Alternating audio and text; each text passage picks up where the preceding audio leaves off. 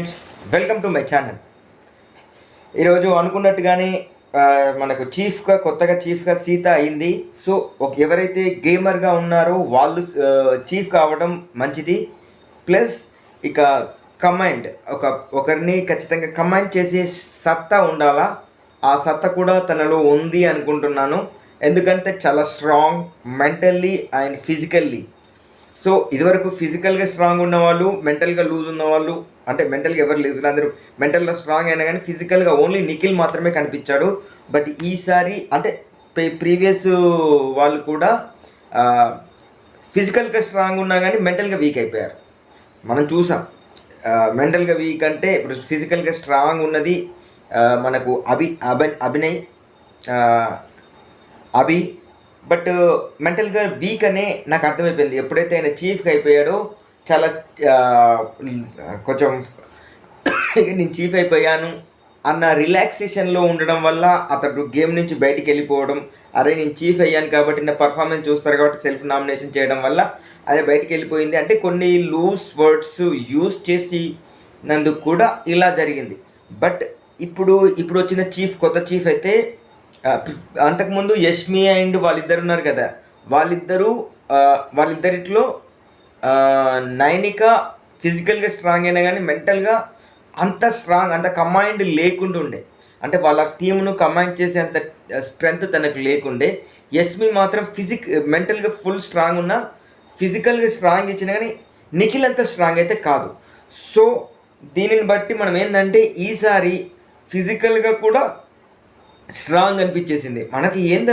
Game ఆడుతుంటే పోతుంటే చాలా ఇంట్రెస్టింగ్గా ఉంది. ఎందుకంటే విష్ణుప్రియ కూడా నిఖిల్ తోటి ఫైట్ చేసి హ్యామర్ను సంపాదించింది కదా. ఈరోజు చాలా మంచిగా అయిపోయింది. నాకైతే చాలా విషయాలు అర్థమైపోయింది. ఇక ఇప్పుడు మనం దీనిలోకి వెళ్తే ఇక నిన్న నామినేషన్స్ అయిపోయినాయి. ఈరోజు ఓటింగ్ ఎలా వచ్చింది అంటే సోనియా అండ్ పృథ్వీ మాత్రం డేంజర్లో ఉన్నారు. వాళ్ళిద్దరు లాస్ట్ 2 పొజిషన్లో ఉన్నారు. అయితే కొన్ని సర్వేల ప్రకారము సోనియా కొంచెం సేఫ్గానే ఉన్నట్టు చూపిస్తున్నారు, కానీ ఆ సర్వేని అయితే నమ్మటానికి వీల్లేదు. ఎందుకంటే ఎక్కువ సర్వేస్లో మనకు సోనియా ఇస్ ద బాటంలో ఉంది. దాని తర్వాత పృథ్వీ ఉన్నాడు. పృథ్వీ అయితే అన్నిట్లలో బాటంలోనే ఉన్నాడు. అన్నిట్లలో టాప్గా నబీల్ ఉన్నాడు. తర్వాత ప్రేరణ ఉంది. సో ప్రేరణ, నబీల్ సేఫ్. తర్వాత మణికంఠ షిఫ్ట్ అవుతున్నాడు ఒక్కొక్క దాంట్లో ఒక్కొక్కలాగా.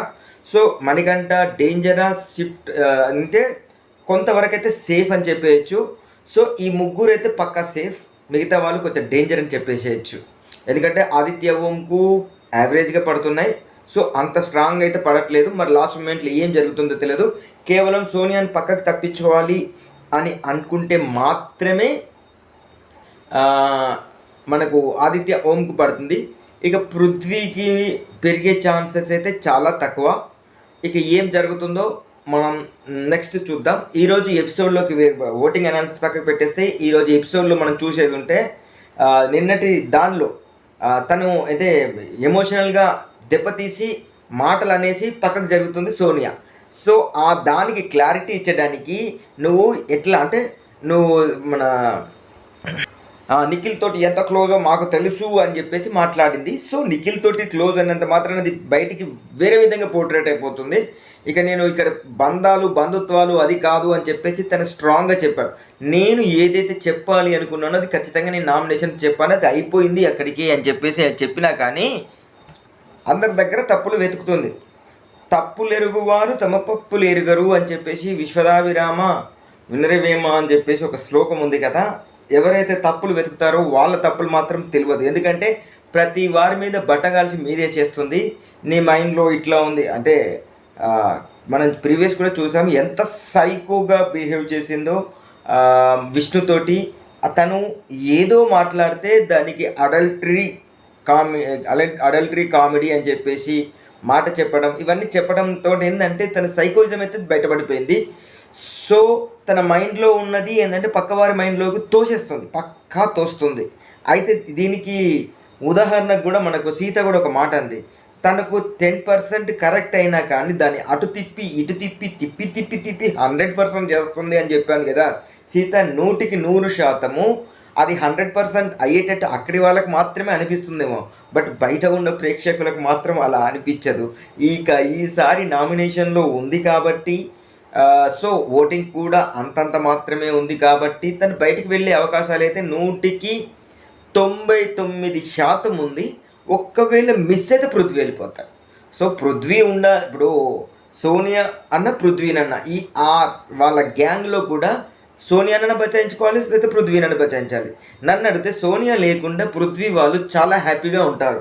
మనం చూసాం కదా, అక్కడ సోనియా ఉన్నంతసేపు వీళ్ళిద్దరూ ఏదో తను చెప్పిన క్లాసును మాత్రమే వింటుంటారు. దానికి కామెడీ అనేది వాళ్ళకి ఫ్రీడమ్ అనేది లేకుండా ఉంది. ఇప్పుడు నిఖిల్కే కానీ పృథ్వీకే కానీ ఫ్రీడమ్ లేకుండా ఉన్నట్టుగా ఆడ కూర్చుంటారు. బట్ ఈరోజు మన యష్మి, సీత, మిగతా అలా మళ్ళీ పృథ్వీ వీళ్ళందరూ కూర్చున్నప్పుడు ఆ కామెడీ మాత్రం సూపర్ పండింది. ఎందుకంటే దగ్గరికి వచ్చి థూ అని పిలుస్తారు అని చెప్పేసి, అంటే అక్కడ జరిగిన సిచ్యువేషన్స్ ఏంటంటే ఏదో వాకింగ్ గురించి వచ్చింది. ఆ వాకింగ్లో నేను చేస్తాను తోపు అది ఇది అని చెప్తుంటే నేను చేస్తాను, అది ఒక చిన్న కామెడీ వెళ్ళిపోయింది. చూడడానికి ఎంత ముద్దుగా అనిపించింది అంటే, ఓహో అయితే సోనియా కనుక అక్కడ లేకుంటే వీళ్ళిద్దరు ఫ్రీగా ఉంటారు, ఫ్రీగా మాట్లాడతారు, పక్కవారు చెప్పేది కూడా వింటారు అని నాకైతే అర్థమైపోయింది. పృథ్వీ కూడా సోనియా కనుక పక్కకు దొరికితే ఆయన ఎమోషన్ మొత్తం పడిపోతుంది, కావాల్సినప్పుడు కీ ఇచ్చి వదిలేస్తుంది పృథ్వీని అని నాకు కూడా అర్థమైపోయింది. మరి ప్రేక్షకులుగా ఏమర్థమైందో కింద కామెంట్ చేసేయండి. ఇక పక్కకు ఇంకా జరిగితే ఏంటంటే ఇక్కడ జరిగే సిచ్యువేషన్స్ తను మాట్లాడేది ఏంటి అంటే బయటికి ఎలా పోర్ట్రేట్ అవుతుంది అని చెప్పేసి ఎవరు యష్మి బాధపడుతుంది, మా ఫ్యామిలీ ఉంది, ఫ్యామిలీని ఎట్లా పోర్ట్రేట్ అవుతుంది అని చెప్పేసి ఇక్కడ అంటే ఫ్యామిలీ గురించి వాటి గురించి చూడటానికి నేను అది కాదు, ఫ్యామిలీ గురించి పట్టించుకుంటే ఇక్కడ ఏం చేయలేము అని చెప్పేసి అంటుంది. మరి ఇదే విషయం నాకు తెలియకుండా అడుగుతాను, విష్ణుప్రియతోని ఎందుకు అంది?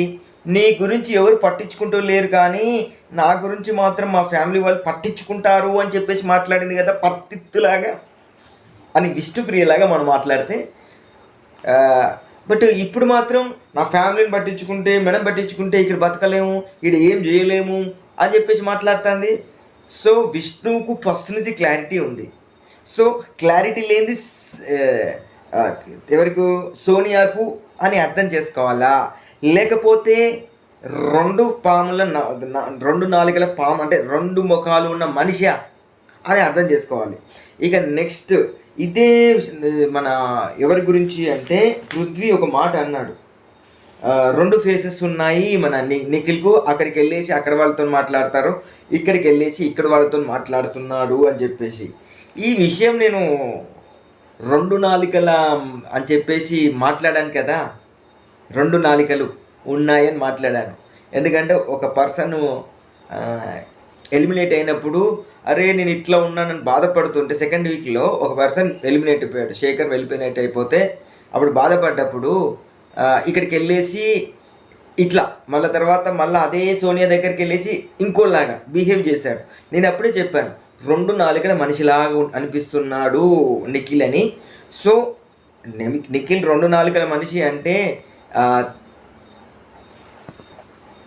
ఏదో ఒక సూత్రం ఉంది, నొప్పింపక తానవ్వక తప్పించుక తిరుగువాడు ధన్యుడు సుమతి అని చెప్పేసి సుమతి శ్లోకంలో ఒకటి ఉంటుంది. ముందుగా నాకు లైన్ గుర్తు రావట్లే కానీ అంటే ఇక్కడికంటే అక్కడికి టక్కున అది వచ్చేస్తుంది. సో ఎవరిని నొప్పించకూడదు, కానీ నేను మాత్రం తప్పించుకోవాలి, అంటే నేను కూడా నొచ్చుకోకుండా తప్పించుకోవాలి అనే ఆలోచనలో. అందుకు ఈ పద్యం అయితే కరెక్ట్గా సూట్ అవుతుంది. సో అలాగనే నొప్పింపక తానవ్వక తప్పించుకు తిరుగువాడు ధన్యుడు సుమతి అని చెప్పినట్టుగా మన నిఖిల్ అయితే ప్రవర్తన అయితే ఉంది. ఇక తర్వాత సోనియా వచ్చేసి మన యష్మితోనే చెప్తుంది అన్నట్టు క్లియర్ కట్గా ఇవన్నీ జరుగుతున్నాయి. అంటే ఇది ఇంత ఒకటి మధ్యలో గుడ్ మార్నింగ్ సాంగ్ వచ్చింది పోయింది, అది పక్కకు పెట్టేస్తే ఇక మనకు సోనియా చెప్తుంది, నేను అలా కాదు, నా ఇంటెన్షన్ అలా కాదు, ఇలా కాదు, నేనేందంటే నేను బయటికి ఎలా పోర్ట్రేట్ అవుతుందో అని నువ్వు బాధపడుతున్నావు, నేను అట్లా మాట్లాడలేదు, నా ఇంటెన్షన్ వేరు. నేను ఆ టీంలో ఉన్నప్పుడు పృథ్వీని ప్లస్లో పెట్టేశావు, నన్ను మైనస్లో పెట్టేశావు, మళ్ళీ తర్వాత నిఖిల్ మంచిగా ఆడుతున్నాడని చెప్పేసి అతని గేమ్ చూసావు, బట్ నాకేం మాత్రం చూడట్లేదు, నేను నేను నేను అడ్డుకున్నాను ఎక్స్ టాస్క్లో అని చెప్పేసి మాట్లాడింది. అయితే ఇదే విషయం నిన్న రాత్రి కూడా, అంటే ఇదే ఎపిసోడ్లో ఫస్ట్లో కూడా ఒక మాట్లాడింది, నేను తనను టార్గెట్ చేశాను, తన మాటకు తానే నిలబడట్లేదు అని చెప్పేసి సోనియా అంటుంది. కానీ నువ్వు మన నిలబడ్డావా అంటే యష్మి ఏమంటుంది, నీ ఆట ఆడడం కంటే వీళ్ళిద్దరిని ఎక్కువ రెచ్చగొట్టేసి నీ పబ్బం గడుపుకుంటున్నావు అన్న సెన్స్లోనే నామినేషన్ చేసింది. సో ఆ సెన్స్ వేరు, ఇప్పుడు ఈమె చెప్తున్న సెన్స్ వేరు. బట్ నేను కనిపించట్లేదు, ఇంకా నన్ను ఇప్పటి నుంచి కన్సిడర్ చేయి అంటే నా నామినేషన్లో నేను క్లియర్గా ఉన్నాను. ఇప్పటికి కూడా యష్మి కరెక్ట్ లైన్లో ఉంది, నేను నా నామినేషన్లో క్లియర్గా ఉన్నాను.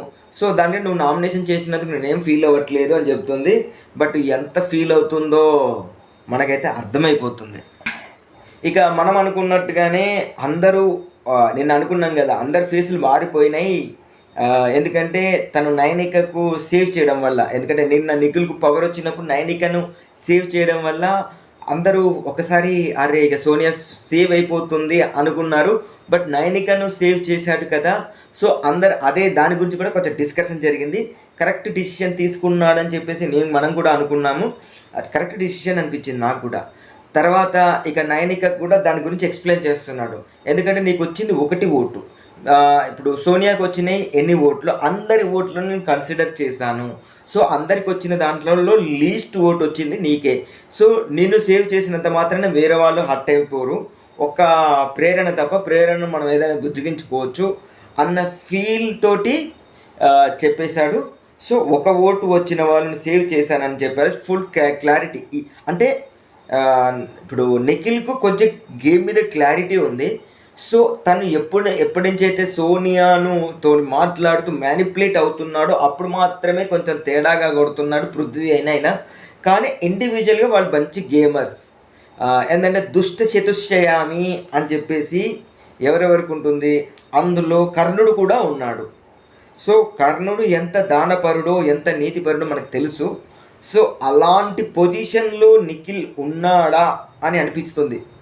ఎందుకంటే దుష్ట చతుష్టయామి అని చెప్పేసి ఒక కేవలం శకుని దుర్యోధనుడు వల్ల మిగతా దుర్యోధనుడు శకుని దుశ్శాసనుడు దుర్యోధనుడు చెప్తే మాత్రమే వింటాడు.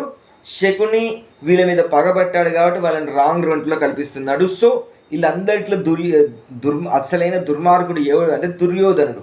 సో దుర్యోధనుడు దుర్మార్గానికి వీళ్ళందరూ బలి అయిపోయినట్టుగా సోనియా యొక్క దుర్మార్గం వల్ల మిగతా వాళ్ళు బలైపోతున్నారా అని చెప్పేసి నాకు అనిపించింది. సో ఇండివిజువల్గా ఎవరికి వాళ్ళు మంచి వాళ్ళే అనుకుంటా, కానీ సోనియా కూడా చెడ్డదని నేను చెప్పట్ల. బట్ తను ఇన్ఫ్లుయెన్సర్, ఖచ్చితంగా ఏంటంటే పక్క వాళ్ళని ఎప్పుడు ఎక్కడ ఎలా వంచాలో తనకు తెలుసు. ఇదే విషయం కూడా తను చెప్పింది, ఎవరు యష్మి చెప్పింది. సో ఆ విధంగా మనం చూసేది ఉంటే ఇక్కడ మనకేంటంటే సోనియా గురించి నేను ఇంత నెగిటివ్ చెప్తున్నానంటే అది చెప్పాల్సి వస్తుంది. నాకు కూడా ఒక అమ్మాయి గురించి అంతగా నెగిటివ్ చెప్పాలంటే కూడా బాధే. ఇక ఇవి ఇట్లా ఉండగా ఇక రెండో చీఫ్ను ఎంచుకునే టైం వచ్చేసింది.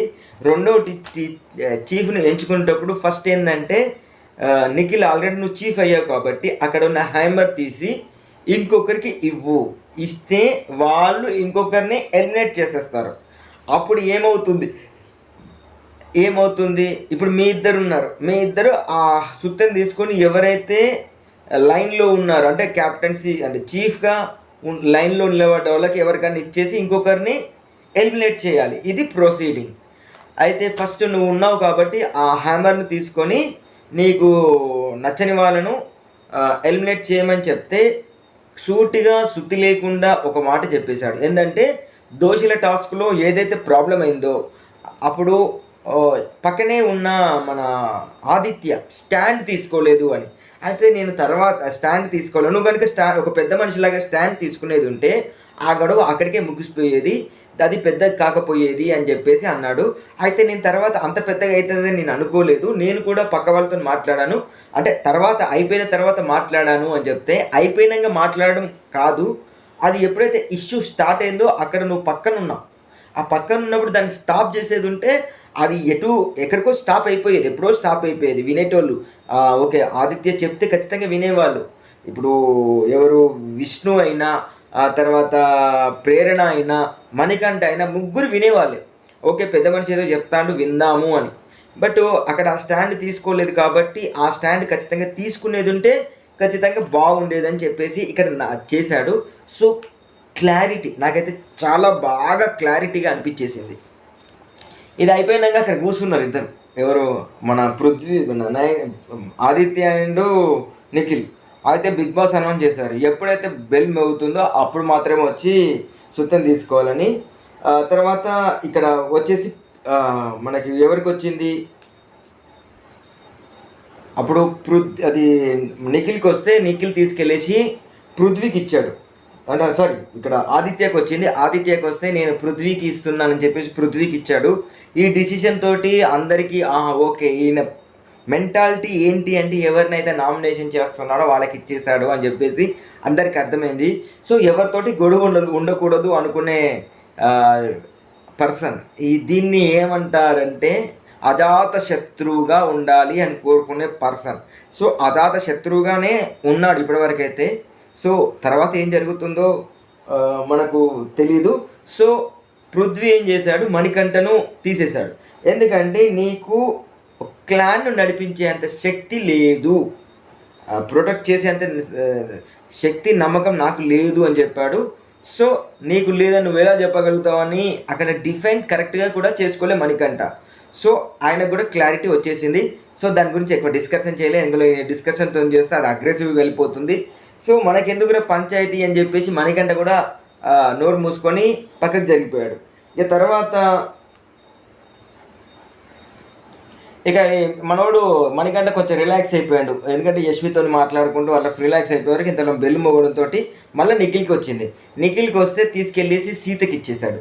సో సీతకి ఇస్తే సీత ఏమని చెప్పిందంటే, యష్మి ఆల్రెడీ నీది నువ్వు చీఫ్గా అయింది చూశాను, నువ్వు బాగానే చేసావు, కానీ కొత్త వాళ్ళకి అవకాశం రావాలి అని ఒక రూల్ చెప్పింది చూసావా. సో అదైతే చాలా బాగా అనిపించేసింది. సో తను కూడా ఓకే అని చెప్పేసింది. ఇక నెక్స్ట్ ఏంటంటే ఇక ఇక్కడ యష్మి, నిఖిల్ వీళ్ళందరూ ఉన్నారు కదా, వీళ్ళందరితోటి బెల్ మోగగానే డోర్ కాడ స్ట్రక్ అయిపోయారు. అయితే యష్మిను వీళ్ళందరూ కొంచెం అక్కడ డోర్ కాడ ఇరికిపోయినప్పుడు నువ్వు ఎవరిని నామినేట్ ఎవరికి ఇస్తావో చెప్పు, నేను చెప్తా అని చెప్పేసి మణికంఠ అంటే ఎవరికి అనేది ఇక మొత్తానికైతే యష్మి కొంచెం ధైర్యం చేసేసి మణికంఠని పక్క జరిగితే నిఖిల్ లోపలికి వెళ్ళిపోయాడు. అయితే మీరందరూ ముందే డిస్కషన్ చేయాలి, నాకు చెప్పవా అని చెప్పేసి మాట్లాడుతుంటే ఎందుకు చెప్పాలి, ఎందుకు డిస్కషన్ చేయాలి, మా ఇష్టం మా ఇష్టం అని చెప్పేసి యష్మి అయితే మాట్లాడింది. బట్ ఇక్కడ నాకేందంటే యష్మి నిఖిల్ ఒకటైపోయారు, కానీ నిఖిల్ వెన్నుపోటు కూర్చాడు అని చెప్పేసి అంటే అనిపించింది. సో అయితే వీళ్ళ ప్లాన్ ఒకలా ఉంది, అక్కడ జరిగేది ఒకలా ఉంది. మొత్తానికైతే అందరూ అనుకున్న విధంగానే సోనియాకి ఇచ్చాడు. ఇక సోనియాకి ఇచ్చగానే ఏం చేసింది సోనియా, నబిల్ మీద ఉన్న మన అక్కసు మొత్తం గక్కేసింది. ఎందుకంటే నువ్వు ఓపెన్గా లేవు, నీకు ఎవరైతే సపోర్ట్ చేస్తారో వాళ్ళను నువ్వు ఖచ్చితంగా వెన్నుపోటు పొడుస్తావు అని చెప్పేసి మాట్లాడింది. తర్వాత ఇక నువ్వు అందరితోటి కలిసికట్టుగా లేవు అని చెప్తే సోనియా తర్వాత ఏంటంటే దాన్ని యాక్సెప్ట్ చేసేసిండు. ఎందుకంటే అక్కడ ఖచ్చితంగా కట్ చేసిందంటే ఖచ్చితంగా కట్టే. ఇక తర్వాత ఇక అందరితోని మాట్లాడిండు, నేను నీతో ఓపెన్గా లేనా, నీతో మాట్లాడుతున్నానే లేదా, అక్కడ ఉన్న ప్రతి కంటెస్టెంట్స్ తోటి మాట్లాడుతున్నాడు, అందరితోటి మంచిగానే ఉంటుండు. నేను నీతోని ఖచ్చితంగా ఉండా, ఎందుకంటే నీకు నాకు పడదు కాబట్టి అని కరెక్ట్ క్లారిటీ అని క్లియర్గా ఉన్నాడు. సో నేను డైరెక్ట్ ఏం చెప్పాడు, నేను నీతో తప్ప అందరితో మాట్లాడతా అని చెప్పేసి నబిల్ క్లారిటీగా ఉన్నాడు. అప్పుడు ఎక్కడ కూర్చుకోవాలో అక్కడ కూర్చుకున్నది. నేను ఇక్కడ ఇలా పెట్టాను, ఎక్కడ కూర్చుకోవాలో గుండెలో కూర్చుకున్నది. అమ్మ నాయన వీటితో పెట్టుకోదురా నాయన అని చెప్పింది. ఇక తర్వాత ఇక్కడ బయటకు వచ్చిన తర్వాత యష్మి ఏమన్నదంటే వాళ్ళకే ఇద్దాం, వాళ్ళ టీంలో ఏం జరుగుతుందో చూద్దాం, మన టీంని పక్కకు చెప్పేసి చేస్తారు కదా అని చెప్పేసి మాట్లాడుకున్నారు. అయితే కానీ అది నబిల్కి అసలుకే నచ్చలే. నా ఇష్టం ఉన్నది నేను చేస్తా అని చెప్పేసి సీతతోని మాట్లాడిండు. సో తను కూడా ఫైట్ చేసేసాడు. కానీ ఇక్కడ ఏం జరిగింది అంటే అక్కడ ఎంత ఫైట్ చేసినా మళ్ళా నిఖిల్కి దక్కింది. నిఖిల్కి దక్కినాక తను తీసుకెళ్ళేసి నైనికకి ఇచ్చారు. నైనికకి ఏం చేసింది, విష్ణు నువ్వు ఎంత అంటే నువ్వు కొంచెం ఏంటంటే ఏ విధంగా ఎట్లా మాట్లాడతావు, ఎట్లా బిహేవ్ చేస్తావో అర్థం కాదు, ఎంతజాలిటిజం అని చెప్పేసి మాట్లాడింది. అంటే దాని అర్థం అదే, ఎందుకంటే నువ్వు ఎప్పుడు ఎట్లా బిహేవ్ చేస్తావో దాన్ని నీకు అర్థం కాదు, ఒక్కొక్కసారి మైండ్లో కూడా పిచ్చి పిచ్చిగా వచ్చేస్తుంది, అట్లే మాట్లాడుతుంది, కంట్రోల్ అనేది ఉండదు అని చెప్పేసి దాని అర్థం. నాకు అర్థమైన విషయం, నాకే కాదు కొన్ని డిక్షనరీలో కూడా అట్లే ఉందని. ఇక తర్వాత ఇక విష్ణు కానీ విష్ణు మాత్రం ఇవాళ మాత్రం చాలా ఫైట్ చేసింది. ఎందుకంటే బెల్లు మోగానే పైనేమో విష్ణు పట్టుకుంది, కింద నిఖిల్ పట్టుకున్నాడు.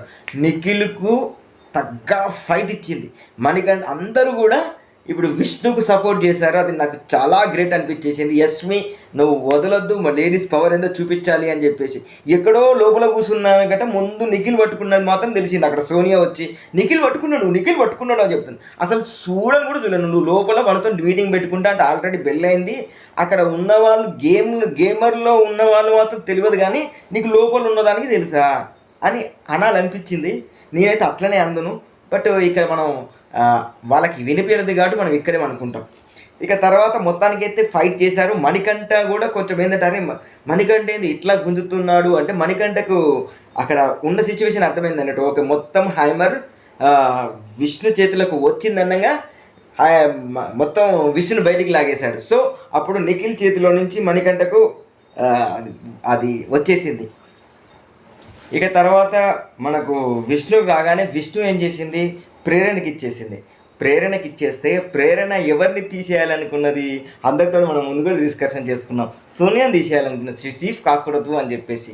సో సోనియాను ఫస్ట్ సీతను పట్టుకున్నట్టు యాక్షన్ చేసి సారీ అని చెప్పేసి తర్వాత టక్కున తీసుకెళ్ళేసి సోనియాను ముందు పెట్టేసుకొని నీకు ఒక ఛాన్స్ వచ్చింది, నువ్వు బయట కూడా అన్నావు నన్ను కావాలని స్ట్రాటజీస్ చేసేసి నన్ను చేసుకున్నావు కదా, ఖచ్చితంగా నువ్వు గెలుస్తావు అని చెప్పేసి అని మనందరికీ వినబడేలాగా మాట్లాడింది. కానీ నేను ఎప్పుడన్నాను అని చెప్పేసి అని నేను నీతో అన్నానో మాట మార్చేసింది. వా వా వా వా వా వా వా మంది అందరి ముందట మాట్లాడిన మాట తర్వాత అందరు విన్నారు ఆ మాట అందరు విన్నాక మళ్ళీ ప్లస్ నేను నీతో అనలేదు అని చెప్పేసి అన్నది. కానీ నువ్వు ఏదన్నా మాట్లాడు, నీకు ఒక ఛాన్స్ వచ్చేసింది, వచ్చినప్పుడు నిలబెట్టుకోలేకపోలేవు కాబట్టి వేరే వాళ్ళకు ఛాన్స్, నేనున్నాను సీత ఉంది, మేమిద్దరం కావాలి, మా ఇద్దరికి ఛాన్స్ రాలేదు, మేము తీసుకోవాలనుకుంటున్నాం అని చెప్పేసి అది సుత్త తీసి పలగొట్టేసింది. అయితే అంతకు ముందే వీళ్ళందరూ డిస్కషన్ చేస్తారని అని పీకడానికి చాలా ప్లాన్లు చేస్తుందని చెప్పేసి మాట్లాడుకుంది. అదంతా గేమ్లోని భాగం కాబట్టి మనం డిస్కషన్ చేయలేదు. సో నెక్స్ట్ ఏంటంటే ఇక ఎప్పుడైతే ఇది వచ్చిందో నెక్స్ట్ ఏమైపోయింది, మనకు నీకు కావాలా నాకు కావాలా అని చెప్పేసి అంటే టెక్నిక్గా మణికంఠ మాత్రం అది క్యాచ్ చేసిండు. ఈసారి బెల్లు కొట్టినప్పుడు మణికంఠ క్యాచ్ చేసేసి సీతకి ఇచ్చిండు. సీత ఏం చేసింది, మేమిద్దరం క్యాప్టెన్స్ కావాలనుకుంటున్నావు, నువ్వు ఆల్రెడీ క్యాప్టెన్ అయినావు కాబట్టి నేను తీసేస్తున్నా అని చెప్పింది. సో దానికి నైనిక ఫీల్ అయిపోయింది. ఫీల్ అవ్వాల్సిన పని లేదు, బిగ్ బాస్లో ఛాన్స్ దొరికినప్పుడు ఇప్పుడు నిన్ను ఉంచేది ఉంటే ప్రేరణ ఉంటే ఇంకొకరికి వేరే వాళ్ళకి దొరికేది ఉంటే వీళ్ళిద్దరికి తప్ప నీకు ఛాన్స్ రావచ్చు. ఆల్రెడీ నువ్వు క్యాప్టెన్ అయిపోయినావు, కొత్త వాళ్ళకి ఛాన్స్ అయితే రావడానికైతే కరెక్ట్గానే ఆలోచించింది. సో తన ఆలోచన ప్రకారమే తనే క్యాప్టెన్ అయిపోయింది. ఇక తర్వాత లాస్ట్కు నేనిక ఉంది కాబట్టి బిగ్ బాస్ ఏం చేసిండు, ఈసారి బజర్ మోగించుకోకుండా లాస్ట్ వరకు నువ్వు ఉన్నావు కాబట్టి సుత్తే నీకు ఇష్టం ఉన్న వాళ్ళకి ఇచ్చేసుకో అని చెప్పేసి చెప్పడంతో తను ఫస్ట్ లోపలికి అంతకంటే ముందు లోపలికి వెళ్ళింది కదా, లోపలికి వెళ్ళేసి బాధపడింది. అయ్యో నేను ఎప్పుడు ఇదే రీజన్ చెప్తున్నారు, నన్ను పక్కా చెప్తున్నారు, వేరే రీజన్ చెప్పట్లేదు అంటే ఉన్న రీజన్ అదే కదా అని నాకు అనిపించింది. సో తర్వాత నైనికకు ఆ ఛాన్స్ ఇచ్చినప్పుడు తను ఏం ఆలోచించుకుందో కానీ కరెక్ట్గానే ఆలోచించిందా అనిపించింది. ఎందుకంటే ప్రేరణకు కంటే సీత స్ట్రాంగ్ అని నా ఫీలింగ్ కూడా అదే. ఏదైతే మన మనసులో ఆలోచించామో అక్కడ మనం ఏదైతే ఆలోచించామో అక్కడ తను కూడా అదే ఆలోచించిందా అనిపించేసింది. సో తను తీసుకెళ్ళేసి సీత చేతిలో పెట్టడంతో సీత ఒక క్లారిటీ ఇచ్చేసింది. ఇప్పుడు లాస్ట్ వరకు నేను లేకుంటే నీకే సపోర్ట్ చేస్తానండి, కానీ మన ఇద్దరమే ఉంటే మాత్రం నేను నా దాన్ని పోగొట్టుకోను, నా చీఫ్గా ఉన్నదాన్ని పోగొట్టుకోను, నేను ఖచ్చితంగా చీఫ్ అయి తీరాల్సిందే, నేను సాక్రిఫైస్ చెయ్యను అని చెప్పి క్లారిటీ ఇచ్చేసి మన ప్రేరణను తీసేసింది. సో ఇప్పుడు మనకు కొత్తగా వచ్చిన క్యాప్టెన్ ఇప్పుడు చీఫ్ సీత అయిపోయింది. ఇక రేపు తన క్లాన్ను తను నిర్ణయించుకోవాల్సి వస్తుంది. సో మనకు చూసినట్లయితే పృథ్వీ వీళ్ళిద్దరూ అయితే ఇటు వచ్చేసిండ్రు.